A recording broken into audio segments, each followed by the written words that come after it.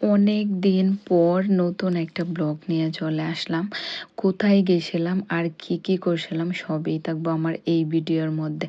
অনেক দিন ধরে পুরো 2-3 সপ্তাহ ধরে কোরিয়াতে বৃষ্টি, এত বৃষ্টি হইতেছে বলে বুঝাইতে পারবো না। মুষলধারে বৃষ্টি, সারা দিন রাত টানা বৃষ্টি। এই বৃষ্টির মধ্যেও ডিউটিতে যাই, এত বিরক্ত লাগে। টানা বৃষ্টি হইলে আসলে অনেক কষ্ট, ডিউটি করা, কোম্পানিতে যাওয়া আসা, বাসে চড়া, এত খারাপ লাগে। কিন্তু ছুটির দিনে যদি একটু বাহিরে না যেতে পারি তাহলে অনেক বেশি খারাপ লাগে।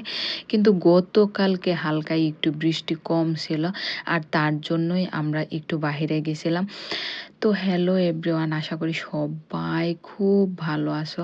আলহামদুলিল্লাহ আমরাও খুব ভালো আছি। বরাবরের মতোই আমি ব্লগ ভিডিও দিতে পারি না, অনেক দিন পর ভিডিও নিয়ে আসলাম। এত বাহিরেও যেতে পারি না, ভিডিও করতে পারি না। তো গতকালকে আমি বাসায় কী কী রান্না করছি আর কোথায় গেছিলাম সেগুলাই থাকবে এই ভিডিওর মধ্যে। ঘুম থেকে উঠেই হাজব্যান্ডেরে জিজ্ঞেস করতেছিলাম আজকে ও কি খাবে। তারপর বলল একটা ডালা তৈরি করতে। আসলে ডালা তৈরি করতেও আমার খুব ভালো লাগে, কেননা এত ইজি মনে হয়, খুব সহজেই তৈরি করা যায়, এত বেশি প্যারাও লাগে না আমার কাছে। তার জন্য চট করে আমি এখানে 1 কেজি সাইজের একটা মুরগি নিয়েছিলাম। আর এইখানে আমি কাবাব, তারপরে এইখানে বেগুনের বড়া ছিল। তারপর আলুর বড়াটা আমাদের সবারই অনেক বেশি পছন্দ। তো এইখানে আমি মোটামুটি ডালাটা সুন্দর করে সাজায় নিতেছিলাম, হাজব্যান্ডেরে দিতে চাইতেছিলাম না, ওর সাথে মজা করতেছিলাম যেন টাকা দিলে তারপর দিব। এত কষ্ট করে রান্না করছি। একটা সময় স্বপ্ন দেখতাম যেন আমি যদি কখনো অনেক ভালো রান্না পারি, তারপর আমার জীবন সঙ্গীরা রান্না করে খাওয়াবো। আসলে মেয়েদের জীবনের এইটাই শান্তি, যেন ভালো কিছু রান্না করলে হাজব্যান্ড যখন পাশে বসে খায়, এত ভালো লাগে বলে বুঝাইতে পারবো না। আর ওই ছুটির দিনটা আমাদের কাছেও অনেক বেশি ভালো লাগছে, কেননা 2 জন মিলে খাবার খাইছি একসাথে। খাবার-টাবার খেয়ে তারপর আমরা মানে দেশের কথা খুব মনে পড়তেছিল। আর একটা সময় ছিল আম্মুর হাতের রান্না খাওয়ার জন্য আমি এত পাগল ছিলাম। যদিও এখনো পাগল, কিন্তু এখন তো আর সেই রকমভাবে মার হাতের রান্না খাওয়া হয় না। শুধু নিজেরটাই খাই রান্না করে।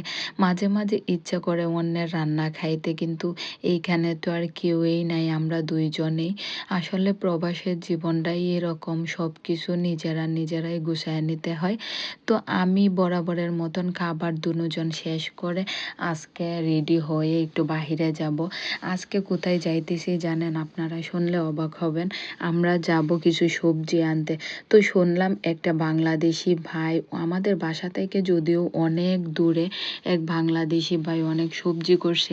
আর কোরিয়াতে কি জানেন? কোরিয়াতে সবজির এত ক্রাইসিস। পুরা 6 বছর ধরে কোরিয়াতে আছি। এত সবজির অভাব মানে বলে বুঝাতে পারবো না। বাংলাদেশের কোনো সবজিই পাওয়া যায় না এই দেশে।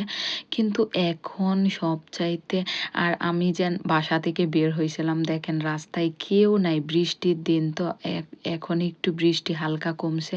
কমার সাথে সাথেই আমরা বের হয়ে গেছিলাম। আর ওই ভাইয়ের সাথে আমরা আগেই কন্টাক্ট করে রাখছিলাম যেন ভাই আমরা কিছু সবজি নেব। ওই অনুযায়ী ভাই আমাদের জন্য সবজি উঠায় রাখছিল। তো বলতে বলতে চলে আসছি। আর দেখেন পাট ক্ষেত, মানে এত সুন্দর। এই দিক দিয়ে পুঁই শাক করছে আর ওই দিক দিয়ে পাট শাক। ভাইয়ের ওইখানে এত পরিমাণে সবজি ছিল, বিশ্বাস করবেন এত বছর পর নিজের চোখে এরকম সবজি বাগান দেখে আমি পুরাই অবাক হয়ে গেছি। এখানে ঢেঁড়স ছিল, দুন্দুল ছিল, তারপর আরো অনেক রকম সবজি ছিল। সিম ছিল, যদিও সিম হয় নাই। এই যে আমি লাউ নিয়ে পুরা দৌড়াইতেছি আর হাজবেন্ডের হাতে উঠায় দিছি এত বড় এতগুলা সবজি। তো আমরা 2 জন সবজিগুলা বলছি না, ভাই আগেই উঠায় রাখছিল, কিন্তু আমি একটু ভিডিও করছিলাম আর কি। তো সবজিগুলা নিয়ে আমরা গাড়িতে যাইতেছিলাম।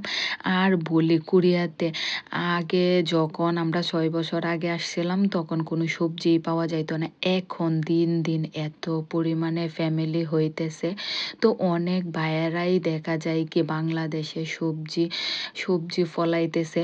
তো এখন আমার কাছে এত বেশি ভালো লাগতেছে যেন তখন সবজি পাইতাম না, আর এখন মাশাল্লাহ বাংলাদেশের ভাইয়েরা যদি এইভাবে সবজি করে, হয়তো বা আর 2-3 বছর পরে এই ক্রাইসিসটা থাকতো না সবজির। আর দেশে থাকতে সবজি আমার একদমই পছন্দ ছিল না। কোরিয়াতে না খাইতে, খাইতে আর না পায়ে এখন সবজির প্রতি এত পাগল হয়ে গেছি বলে বোঝাতে পারব না। তো আমি এখানে পাট শাক নিছিলাম জানেন? ১ কেজি পাট শাক বাংলাদেশের ৳১,০০০। যদিও ৳১,০০০ বা সবজিগুলা অনেক দাম, আমাদের দেশের অনুযায়ী অনেক দাম। কিন্তু কোরিয়ার টাকায় হিসাব করলে একদমই সস্তা। তো এখন আমি বলব আপনারা যারা আছেন কোরিয়াতে তারাও আপনারা বাংলাদেশি ভাইদের সাথে যোগাযোগ করে এভাবে সবজি আনতে পারেন। তো পরবর্তী ভিডিও নিয়ে খুব তাড়াতাড়ি চলে আসবো। আর সবাই খুব ভালো থাকো। আমার ভিডিও কেমন লাগলো অবশ্যই কমেন্ট করতে ভুলবা না। তো সবাই খুব ভালো থাকো। আল্লাহ হাফেজ।